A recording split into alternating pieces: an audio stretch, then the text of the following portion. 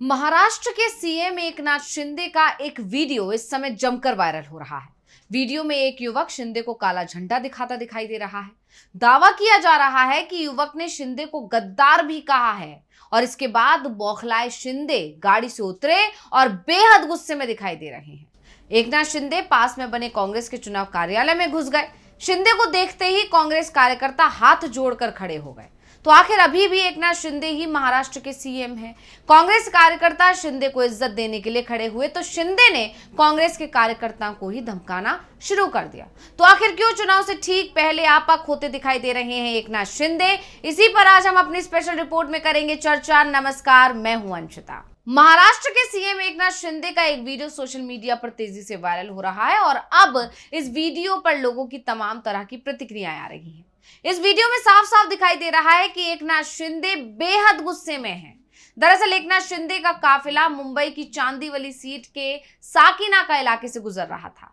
इसी दौरान संतोष काट के नाम के एक युवक ने शिंदे को काला झंडा दिखा दिया और उन्हें गद्दार भी कह दिया। अब शिंदे के समर्थकों का कहना है कि सीएम के काफिले को रोकने की कोशिश भी की गई है, यानी एक तरह से उन्होंने इसे सुरक्षा में बड़ी चूक भी बता दिया है और एकनाथ शिंदे के लिए खतरा भी बता दिया है। अब ये पूरी घटना कांग्रेस उम्मीदवार और पूर्व मंत्री नसीम खान के चुनावी कार्यालय से कुछ ही दूरी पर हुई और इसीलिए बीजेपी की तरफ से या एनडीए की तरफ से, शिवसेना शिंदे की तरफ से इसे तूल दिया जा रहा है और इसका कुछ लोगों ने वीडियो भी बना लिया।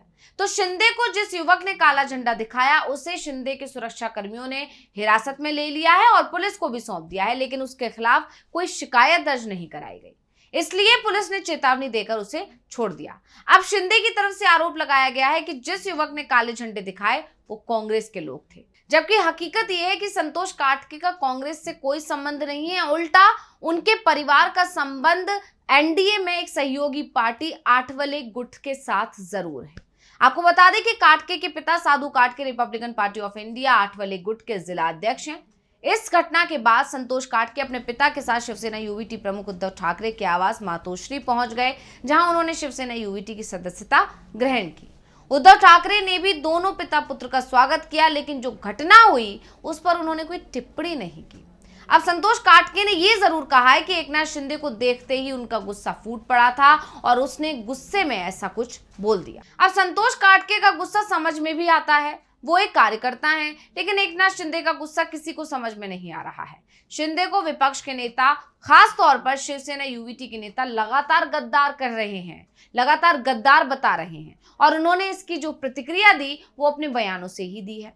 धमकाने वाले अंदाज में उन्होंने प्रतिक्रिया कभी नहीं दी। ऐसे में अब चुनावों से पहले शिंदे का आपा खो देना कहीं उनकी हार का डर तो नहीं दिखा रहा है? ये बड़ा सवाल इस समय खड़ा हो गया है। वहीं कांग्रेस के चुनाव कार्यालय में शिंदे पहुंचे और कांग्रेस कार्यकर्ताओं को जिस तरह से उन्होंने धमकाया है, उसके बाद से ही शिंदे सवालों के घेरे में आ गए हैं। चांदीवली से कांग्रेस उम्मीदवार नसीम खान ने भी शिंदे पर करारा हमला बोला है। उन्होंने यहां तक कहा है कि जिस युवक ने शिंदे को काले झंडे दिखाए वो कांग्रेस का कार्यकर्ता नहीं था। काले झंडे दिखाने वाला युवक शिंदे से नाराज था, लेकिन जिस तरह से सीएम शिंदे हमारे कार्यालय में आए और कांग्रेस के कार्यकर्ताओं को धमकाया, उससे सही नहीं ठहराया जा सकता। हम इसका राजनीतिकरण नहीं करना चाहते। लोकतंत्र में आलोचना का स्थान होना चाहिए। हम भी कई वर्षों तक मंत्री और विधायक रहे हैं और इस तरीके का व्यवहार आचार संहिता का उल्लंघन है। कांग्रेस उम्मीदवार ने शिंदे के काम को बेहद अनुचित करार दिया, लेकिन ये भी साफ कर दिया कि वो इसकी शिकायत चुनाव आयोग से नहीं कर रहे हैं और ना ही सीएम के खिलाफ पार्टी कार्यकर्ताओं को धमकाने के मामले में एफआईआर कराने का उनका कोई इरादा भी है। अब ये सवाल उठ रहे हैं कि आखिर एकनाथ शिंदे काला झंडा दिखाए जाने पर क्यों बौखला गए? एक युवक ने उन्हें गद्दार कहा तो वो कांग्रेस के चुनाव कार्यालय में ही क्यों घुस गए? वो ये भी भूल गए कि इस समय चुनाव चल रहा है और चुनाव प्रचार में तो शिंदे के खिलाफ शिवसेना यूवीटी के तमाम नेता बेहद गंभीर आरोप लगा रहे हैं। उद्धव ठाकरे तो लगभग हर मंच से ही शिंदे को गद्दार कह रहे हैं। तो क्या शिंदे सिर्फ उन लोगों को ही धमकाने की कोशिश कर रहे हैं जो आम लोग हैं? चुनाव में क्या वो लोगों को डराने की कोशिश कर रहे हैं?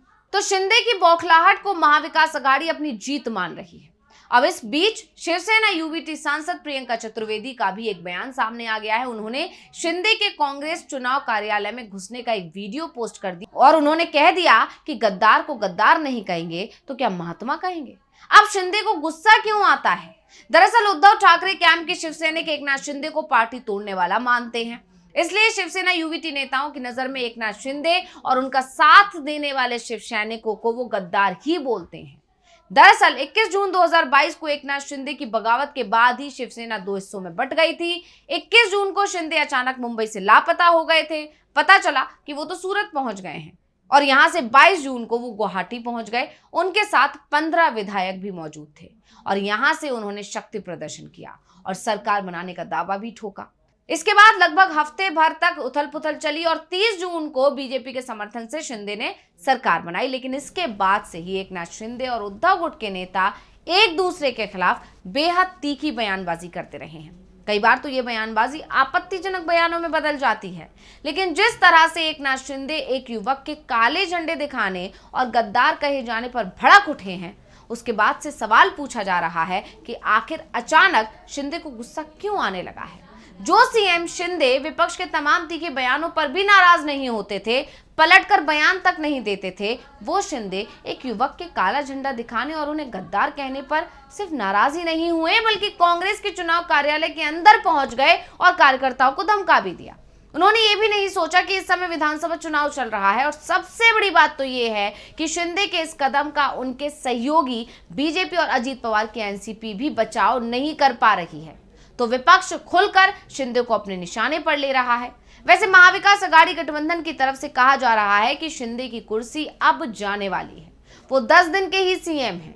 अमित शाह तो पहले ही कह चुके हैं कि अब शिंदे को सीएम नहीं बनाएंगे और महाराष्ट्र की जनता तो 2.5 साल से शिंदे को सीएम पद से हटाने का इंतजार कर ही रही थी। तो अब जब मौका जनता के पास आया है तो शिंदे का हटना तय है और संतोष काटके ने तो एक तरह से जनता की आवाज की गूंज शिंदे के कानों तक बस पहुंचाई है। अब शिंदे की इस नाराजगी को, शिंदे की इस बौखलाहट को लेकर राजनीति के जानकारों को यह दावा है कि कहीं ना कहीं शिंदे समझ चुके हैं कि इस बार एनडीए को जीत नहीं मिलने वाली और इसके अलावा बीजेपी ने जिस तरह से शिंदे को दरकिनार कराने की प्लानिंग बनाई है, उसके बाद से भी शिंदे पूरी तरह से बौखलाए हुए हैं। शिंदे के समर्थकों में नाराजगी जब से अमित शाह का बयान आया है कि सीएम फेस को लेकर अभी कुछ भी फाइनल नहीं है और अब देखना होगा कि बीजेपी और शिंदे और एनडीए में जो ये खींचतान मची हुई है या शिंदे की जो टेंशन बढ़ रही है उस पर विराम लग पाता है या नहीं लग पाता है। तो ये जानकारी आपको कैसी लगी, हमें कमेंट करके अपनी राय जरूर दीजिएगा। इसी के साथ मुझे दीजिए इजाजत। देखते रहिए डीबी लाइव। नमस्कार। हमारे चैनल से जुड़े रहने के लिए YouTube पर टाइप करें डीबी लाइव, सब्सक्राइब बटन को क्लिक करें और बेल आइकन को दबाना न भूलें ताकि खबरें आप तक पहुंचती रहें। देखते रहिए डीबी लाइव, क्योंकि यहाँ हैं खबरें लगातार।